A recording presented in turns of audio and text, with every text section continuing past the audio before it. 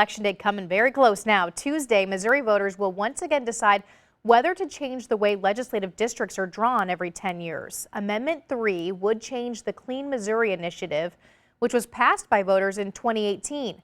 News 4's Caroline Hecker spoke to people on both sides of the issue.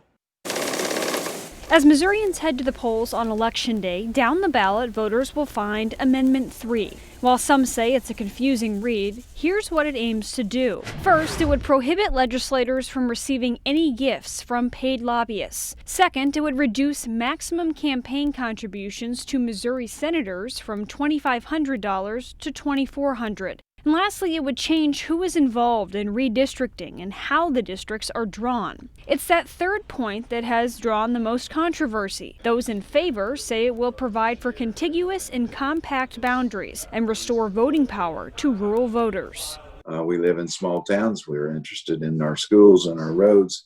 We look at life differently than people might in downtown Kansas City. And the same way voters in Kansas City or St. Louis have different concerns than their rural neighbors. But opponents say districts would not end up irregularly shaped, saying that's a violation of state and federal law. This is a false choice that is put forward by folks who are trying to pass a gerrymandering plan to suggest that we can't have fair maps that also keep communities together. Amendment 3 also aims to change the way people are counted during the census.